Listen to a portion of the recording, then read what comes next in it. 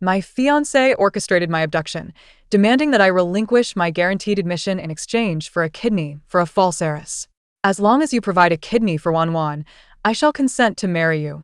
He is convinced that I, the true heiress and a so-called masochist, would be willing to comply with all his demands in pursuit of the affection of those around me.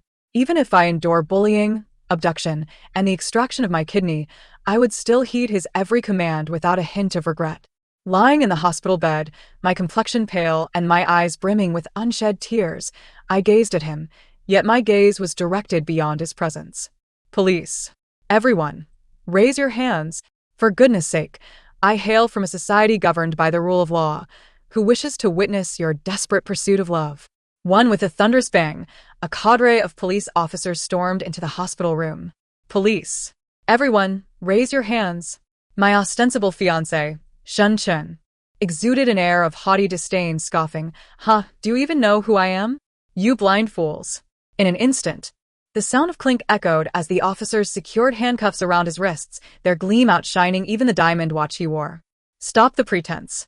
I was the one who detained you last time. Last time it was for public disorder, and now you've escalated to illegal confinement and unlicensed medical practice? The officers, utterly bemused, regarded him with a look of incredulity.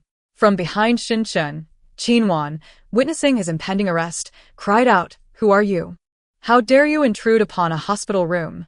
The police, momentarily taken aback by her audacity, glanced down at their uniforms, their eyes betraying a profound confusion and astonishment at the conspicuous police emblazoned upon their attire. I couldn't help but chuckle softly, teasingly remarking, "Sister, don't you recognize them? These are the police uncles." Forgive her, for in the realm of this narrative, the NPCs are notoriously devoid of law and logic. 2. I found myself transported into the world of a novel titled Sour Candy Sadness 6 months prior, a tale that encapsulates the pangs of youth, the facades of wealth, and the depths of tumultuous love. The system informed me that my mission was to orchestrate a conclusion that would leave the parents, brother, and the male lead, Shin Chen, consumed by lifelong regret for their favoritism towards the false heiress. After perusing the entirety of the lengthy and tedious narrative, I could not suppress my incredulity, retorting, "You mean to say I must adhere to this absurd plot, enduring torment for my family, sacrificing for the female antagonist, only to ultimately succumb to despair and die of cancer in order to fulfill the ending?" The system replied, "The previous 17 travelers followed the narrative to achieve their endings." I scoffed silently, weighing in my mind whether such a trade was worth it. After all, I had entered this world only after my demise in reality. If fulfilling my mission granted me a chance at rebirth, it would be a small price to pay. Yet, if my survival necessitated enduring such inhumane suffering and relinquishing my basic dignity, then death in the real world would seem inconsequential. Such is the mindset of a beleaguered worker. 3. According to the original text, as long as I follow the plot, after the female lead's demise, her soul will witness her family and Shin Chen grappling with their profound loss. They will frantically search for her, only to realize she has perished under their neglect. Subsequently, they will find themselves unable to focus on their careers, spiraling into bankruptcy. When the pampered false heiress absconds with their wealth, they will finally comprehend the folly of their ways, culminating in a lifetime of regret. Although I found the logic of this narrative dubious, I resolved to give it a try for the sake of revival. The first scene I found myself in was the female lead laboriously preparing a feast for her family, only to be met with endless criticism from the false heiress and her parents. "Sister, how pitiful it is that you grew up eating such fare. How could anyone possibly stomach these unappetizing dishes?" Qin Wan sneered, her gaze filled with disdain as she looked at the humble spread. Though the female lead's parents refrained from vocal reproach, their expressions mirrored that of disdain. In the original narrative, upon hearing such words, the female lead's face flushed crimson, tears welling in her eyes, ultimately leading her to spend her hard-earned pocket money on takeout from a 5-star hotel. Thereafter, she began to learn to prepare exquisite ingredients such as abalone and lobster, truly assimilating into the lifestyle of the elite. As a reader, merely observing the scene was enough to induce a visceral reaction, yet experiencing it firsthand ignited a surge of indignation. There is a limit to what one can endure. Having been subjected to the horrors of a dismal cafeteria since childhood, I would consider myself fortunate to enjoy a meal of this nature. How could this family of gluttons dare to criticize? Crash. I swept my hands across the table, sending plates shattering to the ground, the shards mingling with the colorful remnants of the dishes, much like this family, in disarray. Since you look down upon the food I prepared, then do not eat it all. As a laborer bearing the brunt of capitalist oppression, I found myself ensnared in a narrative that only compounded my suffering. The more disconcerting thought was that while I received wages for my labor in reality, the original character was merely a servant in her own home, enduring disdain and washing the family's dirty laundry. For, caught unawares by my sudden transformation, the three of them froze in disbelief. Chin's father was the first to react, bellowing, "You country bumpkin, what madness are you unleashing?" Chin's mother swiftly delivered a slap across my face. Smack. The room fell silent, all eyes widening in shock. My head was turned from the force of the blow, and I caught a glimpse of Qin Wan's mocking expression. No one had dared to strike me in my life. Seizing the moment while they were still reeling, I swiftly overturned the table. As their attention was diverted, I delivered a powerful punch to Qin Mother's abdomen. Fool. Striking someone in the face leaves evidence of assault. A blow to the stomach, however, would yield no visible marks, no matter how one might scrutinize it. 5. Taking advantage of Qin Mother's pain as she crouched on the floor, I dashed back to my room with lightning speed, locking the door behind me, and retrieved my old mobile phone to dial 110. As I fled, I even kicked Qin Wan's backside for good measure. At that moment, all thoughts of the narrative mission were cast aside. Those who willingly endure torment are fools. Regrettably, I could not educate Qin's father, which left me somewhat disheartened. The police arrived with remarkable swiftness. In less than 10 minutes, the three imbeciles from the Qin family, fuming with impotent rage outside my storage room, were met by the officers. Thus, the scene that greeted the police was as follows: a timid me, trembling in the storage room beneath the stairs, while the flimsy door quaked under the fury of the three. Unsurprisingly, we were all taken to the police station. Throughout the journey, I felt a twinge of anxiety. Just as I had begun to calm down, I realized that my actions had strayed far from the plot, pushing the conclusion further out of reach. Yet, recalling that slap, I found solace. At worst, I could complete the mission after today's debacle. 6. At the police station, the Qin family was adamant that I was at fault, claiming I had injured Qin Mother. They asserted that their actions were not abusive, that it was merely parental discipline, and that I was the one in the wrong. Observing their self-assured demeanor as they debated with the officers, I refrained from interjecting. Instead, I gazed up at the police with tear-filled eyes, adopting a pitiful expression as though I had been wronged. I know that after being swapped at birth, I grew up in the countryside, unloved by my parents. But that is not my fault. Officer, should a country dweller be subjected to ridicule and slander? At this moment, the police station was bustling with people, with officers and residents alike attending to various matters. A multitude of onlookers fell into an eerie silence, their prying, judgmental gazes fixated upon the Qin family. Many romance novels often indulge in tales of the poor outsmarting the rich, and this book was no exception. The author dedicated considerable time to painting the female lead's impoverished circumstances, portraying her as small-minded and unworthy of respect. Her evolution was depicted as a gradual assimilation into the refined lifestyle of the elite, earning the admiration of others. Yet, in reality, the vast majority of people in China hail from humble beginnings. Does society truly consist of nothing but scoundrels outside of the wealthy? The affluent themselves often originate from the same dirt-floored roots. What makes their bloodline so noble? And the so-called growth of the female lead merely transforms her from an obsequious country girl into an equally obsequious young lady of the manor? 7. Naturally, the police were not inclined to take their one-sided narrative at face value and suggested that we produce evidence of our mutual assault. After all, the red and swollen mark on my face served as the most compelling evidence of their maltreatment. Qin's mother shot me a fierce glance, her hand instinctively resting on her abdomen, still tender from the pain. Accompanied by a female police officer, she retreated to the adjacent room to gather evidence. How could this be? There is not a single mark on my stomach. This exemplifies the adage, the force was just right, leaving one bewildered yet unscathed. Such a powerful roar suggests that even a few more punches would reveal no injuries. Regret loomed large. I wished I had struck harder. The police insisted that should I wish to continue the examination for injuries, I could undergo imaging to ascertain if any internal damage had occurred. However, from the officers' impatient expressions, it was clear they had utterly lost faith in this arrogant, deceitful individual. After all, if no external bruises were evident, what could an X-ray possibly reveal? Had they discovered my fingerprints? Was there any evidence of my alleged assault? In this narrative realm, the protagonist's households are perpetually devoid of surveillance, a convenient plot device for the female antagonist to ensnare the heroine. Nonetheless, the unmistakable imprint of a slap on my face undoubtedly belonged to Chin's mother's filthy hands. Due to the protagonist being a minor and having suffered long-term abuse at the hands of her adoptive parents, the responsibility for her care now fell solely to her biological parents. Contemplating the narrative tasks that lay ahead, I ultimately acquiesced to the mediation proposed by the police station. As per their requirements, the Chin family was forbidden from demanding that I remain at home to perform household chores and was mandated to allow me to continue my education in accordance with legal stipulations.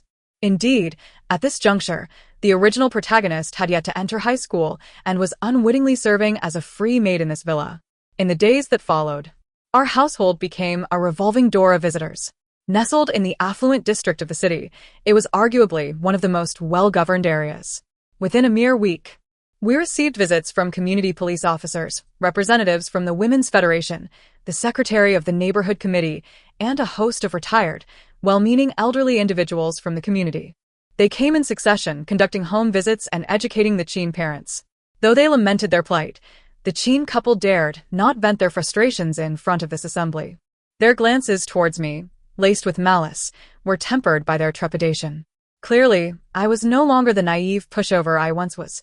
They were wary of my potential to summon reinforcements at a moment's notice. However, this development was hardly a boon for me, as the narrative had stagnated, leaving my progress at a standstill until my parents finally returned with their reinforcements, my biological brother, Chin Haonan, and my nominal fiancé, Shin Chen. Upon encountering their strikingly handsome faces, I couldn't help but internally scoff. What a pair of fools have arrived yet again.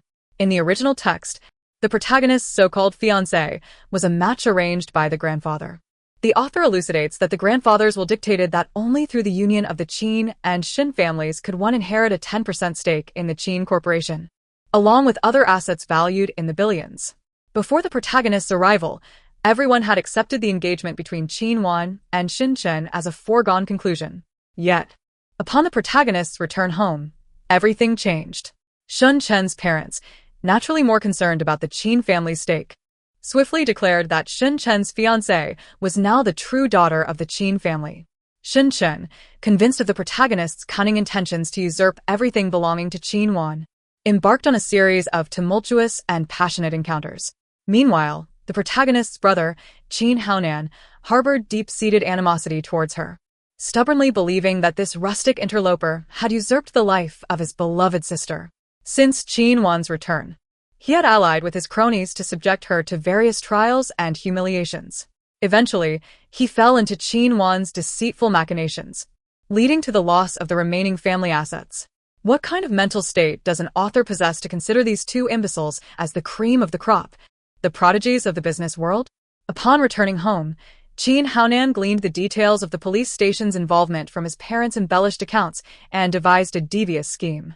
First, he confiscated my outdated phone under the pretense that I was prohibited from using it while attending school. Second, he curtailed my allowance, stipulating that I must earn it through household chores. Consequently, the police were left with no grounds for intervention. Of course, Chin Haonan did not perceive the fleeting look of discomfort that crossed Chin father and mother's faces. The author, in her attempt to showcase the protagonist's suffering, had established that Chin father and mother had never provided her with an allowance. Coming from a typical family, I could not comprehend the obsessive need of this family for the protagonist's servitude. In this narrative, the maid's sole responsibility was to stand aside and proclaim, "The young master hasn't smiled like this in a long time." The management of others' needs, including the male lead's clothing and tie choices, fell entirely upon the heroine. In order to illustrate the family's disarray following the protagonist's demise, the plot required her to cater to these overgrown infants. Only then would Chin father realize how long it had been since he had savored a hangover remedy. Chin mother noticed the absence of soothing massages, and the brother acknowledged that his room had long been neglected. The male lead would find himself disoriented by the lack of attention and unsure of how to tie a tie. Was this not merely the result of losing a free maid? How miserly these capitalists are. Chin father and mother were certainly unable to manipulate me with an allowance, and perhaps they were deterred from taking any rash actions following my outburst. The police's intervention had instilled in them a sense of regret for their overt abuse. However, they did not truly repent. Instead, they chose to sneak into my makeshift room, where I slept under the cover of night, and stealthily extract the SIM card from my phone. They reveled in their cunning, convinced that if the phone were to go missing, I would undoubtedly notice immediately. But without the SIM card, I would be rendered unable to contact the outside world. I feigned sleep, my eyes barely open, observing their actions, feeling as though I were cursed. Why must I be compelled to engage in a battle of wits with a group of illogical NPCs? A noteworthy fact: a mobile phone without a SIM card or signal does not impede the ability to dial emergency numbers such as 110, 120, or 119. This is a vital piece of knowledge that all readers and authors should bear in mind. The following day, the shoe shining session commenced as scheduled. Lin Yuan, come here and shine my shoes. I'll reward you with 10 yuan. Silently, I activated the recording function on my outdated phone, feigning disbelief as I responded. On what grounds should I shine your shoes? You, a mere country bumpkin, should be grateful for the opportunity one provided to earn some money. In the original text, he had mockingly pointed out the protagonist's ignorance regarding high-end shoe care tools. Am I your maid? Qin Haonan smiled confidently. Countless people would vie for the chance to be a maid in the Qin household, yet you have it. Brother, the neurology department at City One Hospital is quite reputable. Perhaps you should consider a consultation. Otherwise, I truly cannot comprehend why anyone would vie for a job with no labor contract that could lead to severe injuries or require a financial outlay of thousands for a position that offers no security. At this moment, Qin Wan interjected, Sister, brother only means well. You are so impoverished. He is merely offering you a chance to earn. It is we who have erred. We should have handed you the money outright. Moreover, it was I who took your life. Brother, let me shine the shoes for you.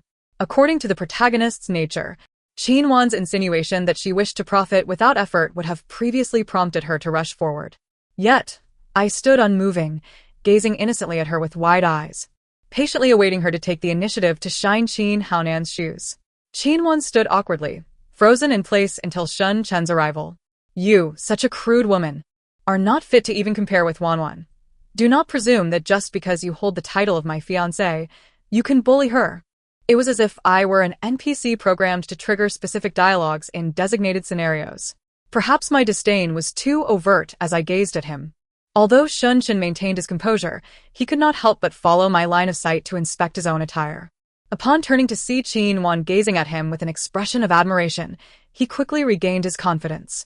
Shun Chen wore a rather amused expression and uttered the classic line of a domineering CEO, Woman, your attempts at seduction are of no consequence to me.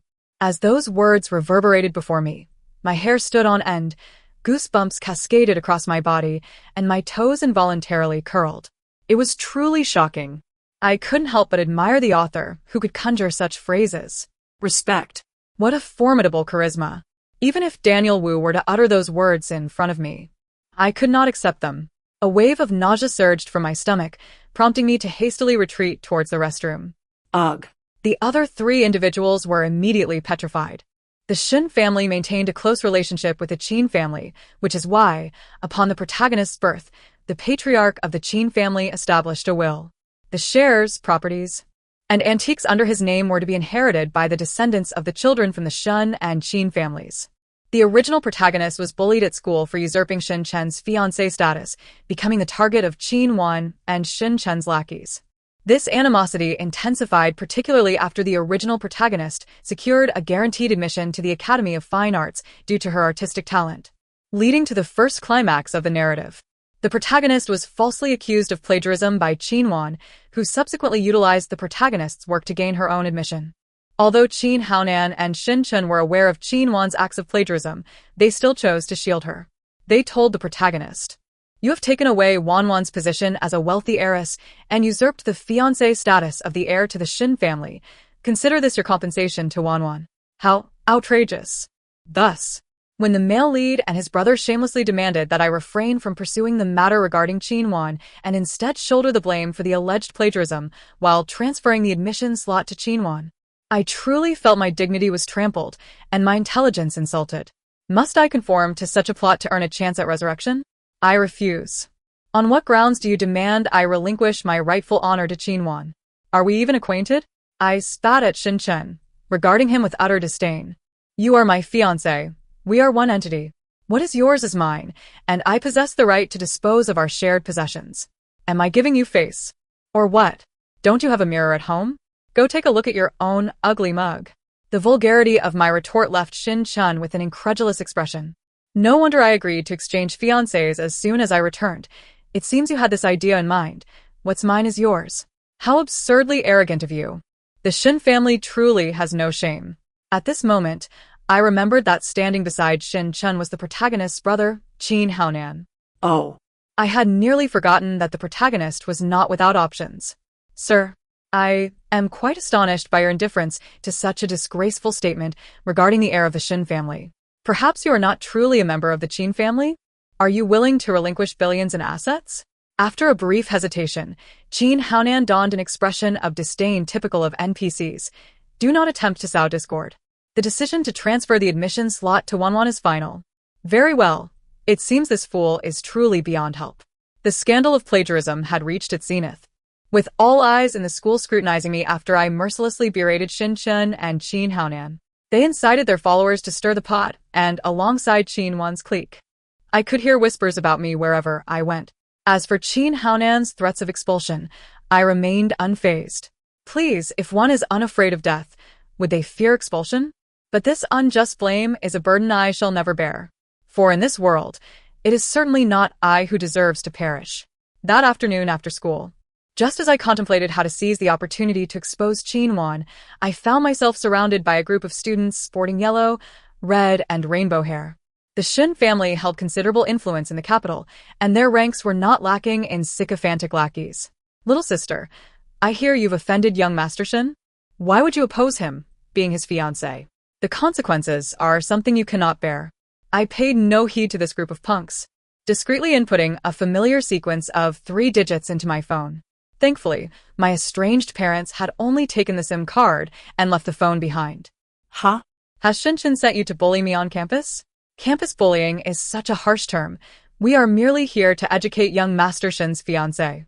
Did he instruct you to ambush me at 6 o'clock this afternoon in the alley behind Jinghuang High School, demanding that I obediently admit to plagiarizing Chinwon and transfer my admission slot to her? Couples are like birds of a feather. They fight in bed but reconcile shortly after. Why make such a fuss with your husband? The ruffian leered at me with malicious intent. How much did Shin Chen offer you? I can pay you double. The leader of the thugs scoffed. What Shin Chen can offer, you, a country bumpkin, cannot match. With that, they attempted to advance towards me with ill intentions. You really are a bunch of fools. Noticing my lack of fear and my retort, the thugs paused. I am Shin Chen's fiancé, as well as a lady of the Qin family. Although you were summoned by Shin Chen, have you considered that attacking the fiancé of the heir to the Shin family and causing a scandal between the Shin and Qin families will not end well for you? Shin Chen never regarded you as brothers. You are merely pawns being played. The thugs hesitated, but then a cold voice broke through. You have quite the silver tongue. It seems you have yet to learn your lesson. Shin Chen had arrived. I was concerned that the police would come and not find Shin Chen, but here he was, presenting himself. I feigned fear, retreating until I reached the mouth of the alley. This display seemed to amuse Shin Chen. He reached out, stroking my face with curiosity. If you had only listened sooner, this could have been avoided. You truly need to learn a lesson. With that, he yanked my hair. This beast. As my fiancé, you are only to heed my words, understand? Understand? What nonsense. He forcefully grasped my face and signaled his lackeys to encircle me, preventing my escape. I scratched at him in retaliation, leaving several blood marks on his face. Just then, a police car with flashing red and blue lights spotted the commotion at the alley's entrance and stopped outside the north gate. 4 officers approached directly. They pushed aside Shin Chen's lackeys, revealing me in the center, my face marked with red imprints from his grip. What are you doing? The officers pulled Shin Chen away. and upon noticing his noncompliance, they swiftly cuffed him. I am merely disciplining my fiancé. Mind your own business. The officers glanced at me, still clad in my school uniform, and recognized me as a familiar face from previous incidents. Angrily, one of them exclaimed, "She is clearly a minor." "What fiancé? This looks like you are instigating trouble and engaging in campus bullying." He then turned to his fellow officers and commanded, "Take him away." Due to the crowd, the police station dispatched 4 additional patrol cars to sufficiently transport everyone involved. Shun Chin insisted that I was his fiancé, claiming that the engagement had been arranged by our grandfathers, thus rendering it merely a family affair. However, the police were not swayed by such arguments. "Young man, I suggest you familiarize yourself with the law. According to Article 1042 of the Civil Code, the arrangement, sale, and interference in marriage freedom are prohibited. Article 1046 stipulates, marriage must be entered into voluntarily by both parties, with any form of coercion or interference from individuals or organizations strictly prohibited. That young girl has not only failed to reach the legal marriage age of 20, but she is still a minor. The so-called will and marriage contract you speak of are in violation of the law and thus hold no legal validity. Do you understand?" It is indeed refreshing to hear such words from a knowledgeable and cultured individual. The grievances I endured at the hands of the protagonist's family have finally dissipated. Shin Chun, accompanied by a group of subordinates, encircled and harmed a minor like me, which had a profoundly negative impact. Although the Shun family quickly intervened, the police still had Shin Chun and his minions spend 2 days and nights in a holding cell at the police station. Following this incident, perhaps Shin Chun learned a lesson, for he no longer dared to flaunt himself in my presence. To my further relief, the police uncovered the truth behind the plagiarism, dispelling the rumors. Faced with the authorities, Chin-won initially attempted to struggle in vain, but I am not as voiceless as the original protagonist. Chin-won, you have consistently accused me of plagiarism, yet your evidence consists of photos you posted on social media. It is well known that we live under the same roof, making it quite simple for you to sneakily photograph my artwork and post it online. This evidence is rather flimsy, wouldn't you agree? Therefore, I offer you an opportunity. Let us recreate this painting in front of witnesses and explain our inspirations to everyone. What do you say? Chin-won was entirely unprepared for this turn of events, stammering and at a loss for words. Observant individuals could easily discern the underlying deceit. If she were to stubbornly agree to my proposal, she might even turn the tables on me. I am not the original protagonist. Thus, I am completely unaware of her artistic intentions or creations. Moreover, my artistic skills are limited to drawing stick figures, making it impossible for me to replicate her work. Such a rudimentary tactic, if uttered, could easily be clarified. Yet the author would dare to label it as an irrefutable conundrum. Clearly, one must have been kicked by a donkey to think so. The system incessantly warned me that the plot had deviated significantly, and the hope of reaching a conclusion was exceedingly slim. Yet, I remained unfazed. I had begun to derive pleasure from slapping the face of the dim-witted protagonist. Whether I lived or died was no longer of importance. Annihilating all was the priority. After 3 months of tranquility, they inevitably began to stir again. At this juncture, the story neared its climax. Chin-won was diagnosed with uremia and required an urgent kidney transplant, and shockingly, the test results indicated that I was the most compatible donor. In the original narrative, the excessively neglected female lead, under the moral coercion of her parents and the sweet nothings from the male lead, consented to the transplant. They assured her that this would be the last time, after which Chin-won would no longer be considered a member of the Chin family.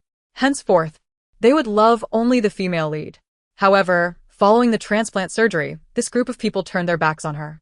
The female lead, struggling with her recovery, was subsequently diagnosed with cancer and, in despair, chose to leave these cold-hearted individuals, ultimately perishing in a foreign land. This segment of the plot is rife with flaws, such as how 2 individuals with no blood relation could so easily match for a transplant, especially as competitors. Yet, this very storyline managed to elicit tears from readers. Unfortunately, my actions altered the narrative, transforming this segment beyond recognition. Chin Haonan forcibly brought me aboard the Shin family's vessel, administering a drugged beverage before handing me over to Shin-chun. To mask their intentions, they even brought along my parents, masquerading as a family outing. Shin-chun confined me in a small storage room at the bottom of the ship and, having learned from previous mistakes, confiscated my dilapidated mobile phone. Finally, this time, they could ensnare everyone neatly. They secretly transported me with cargo to a hospital, bribing a physician handsomely to perform the transplant surgery for both Qin and me.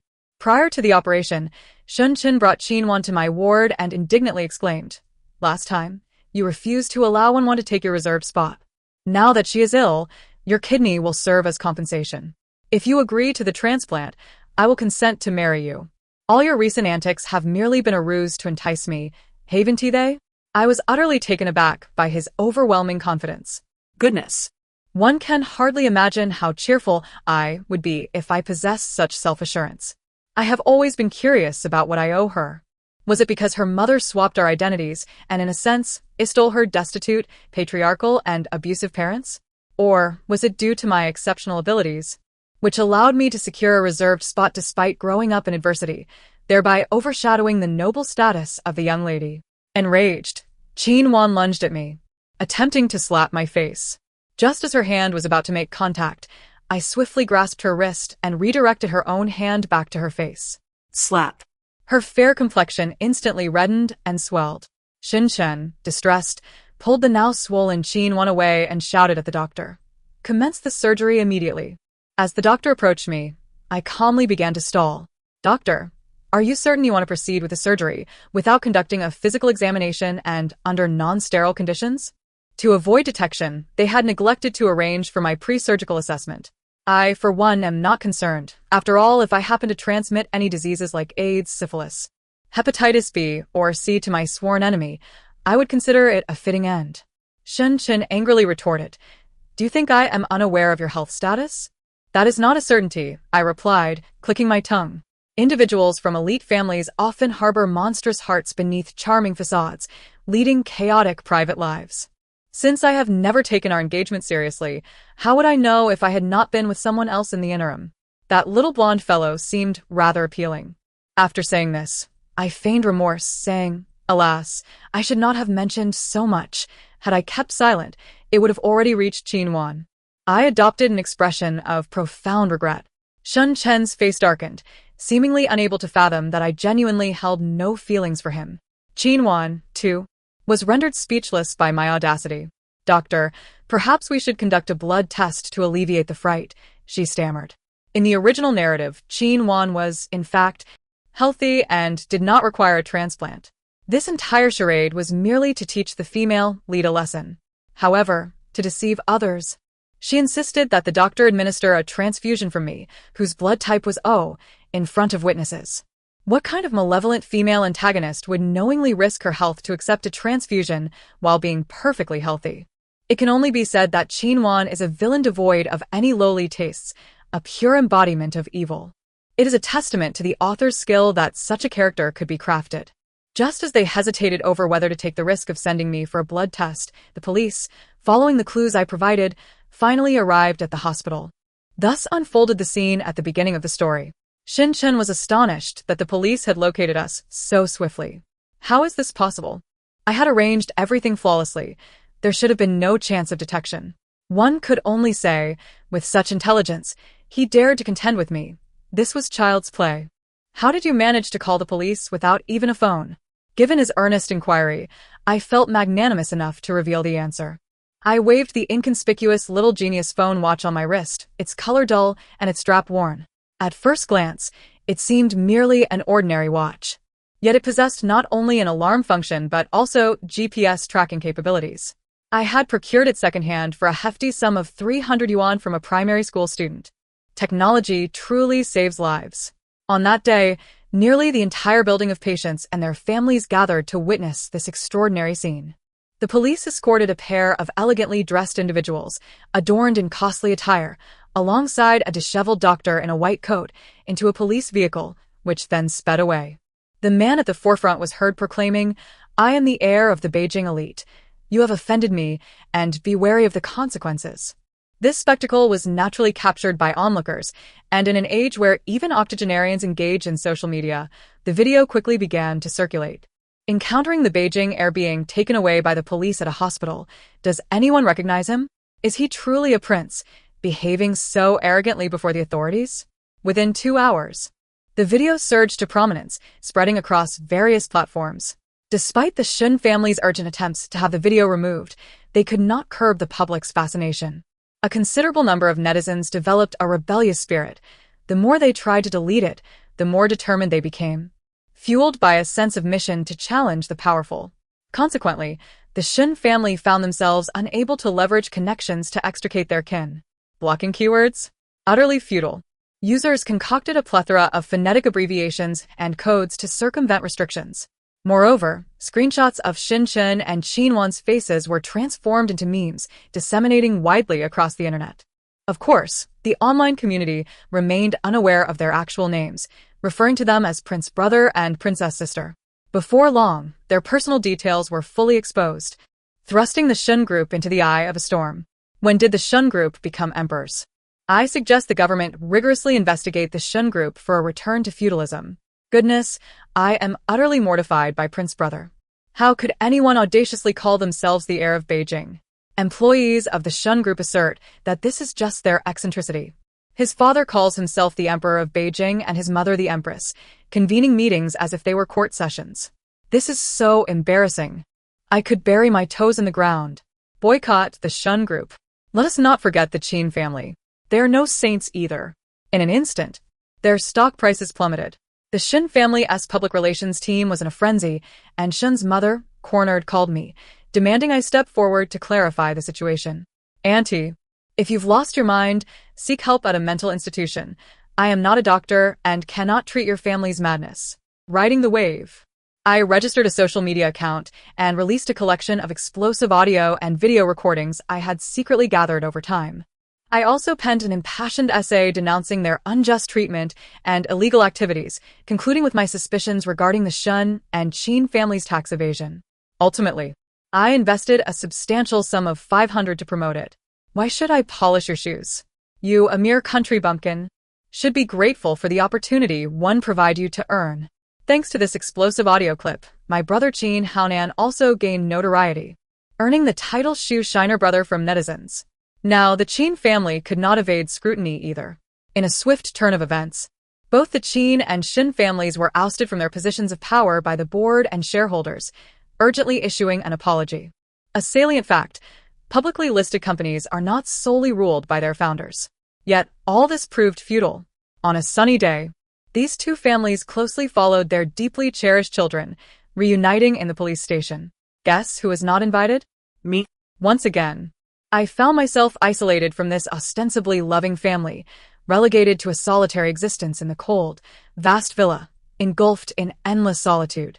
At this moment, I finally grasped the agony reflected in the original story's conclusion. Gazing at the desolate home, I dabbed at the non-existent tears at the corners of my eyes with a silk handkerchief. Before their final sentencing, Qin's parents specifically requested to see me. I declined. They sent the police to inquire, with the Qin and Shun families wielding such power and influence, what means did you employ to garner everyone's support? Because they deserve their fate, of course. They could not fathom that there existed a multitude of ordinary individuals with a deep-seated sense of justice. They merely looked down upon all the common people they had oppressed and bullied. Worse still, some derived pleasure from the oppression of others, fantasizing about being part of the elite. This led to the creation of numerous works that vilified the impoverished while glorifying the affluent. It is only when you expose their false facade that you unveil the ugly darkness hidden beneath their glitzy exterior. Though Qin Wan is flawed, the true antagonist of this narrative should not be her, but rather her abusive parents, Qin father and Qin mother, and the bullies Qin Haonan and Shin Chun, as well as the avaricious Shun family. They are the ones who nurtured Qin Wan's dark heart, fostering her ugly humanity, becoming her support in her misdeeds. Thus, the most effective means of addressing them is to subject them to the judgment of the people and the sanctions of the law. Only the educational power of law enforcement can genuinely lead them to repentance. 3 months later, a special legal program was produced by the Central Television Station to address this intricate case. After all, a case that intertwines human trafficking, abuse, illegal medical practices, defamation, and tax evasion is indeed a rare occurrence. The 4-hour program meticulously unraveled the entire narrative, detailing the roles each individual played and educating viewers on their respective punishments, which ranged from 10 years to mere months. Legal tidbit: In China, minors aged 14 and older are also subject to criminal responsibility. In the video, my adoptive parents, biological parents, Qin Haonan, Qin Wan, and Shinshin appeared before the camera in striped prison uniforms, weeping profusely while confessing their transgressions. Meanwhile, I couldn't help but laugh at their buzz cuts and grim faces. At that moment, the long silent system suddenly announced the completion of my task, granting me permission to return to reality. I was momentarily taken aback, realizing there was such a method of task completion.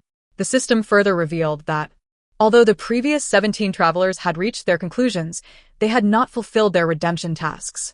I was the sole individual to accomplish it. Epilogue. Upon the conclusion of the task, I successfully extricated myself from this world. Before departing, I inquired of the system. If the previous 17 travelers reached their conclusions but failed to complete the hidden tasks, does that mean they cannot return to reality? Your system is excessively harsh. It disregards human life. The system cleared its throat, slightly embarrassed, and explained, in truth, this is an immersive VR legal education game developed by the authorities. By experiencing the importance of law through the protagonist's journey in the novel, it educates young people to courageously resist injustice, understand, and abide by the law. None of you will perish. Rather, upon entering the game, you are designated as having already died in reality to encourage players to continue the gameplay. The earlier travelers, being younger, were deeply influenced by such novels and believed that the original plot was logically sound. Although they did not fulfill their tasks, they were inspired by witnessing your success and have now returned to reality. I couldn't help but roll my eyes. While this was indeed educational, I felt perpetually like a pawn in their game. Welcome back to a society governed by law. Thus, I became the first player to successfully complete this game. The end. Thank you for listening. We shall meet again in the next story.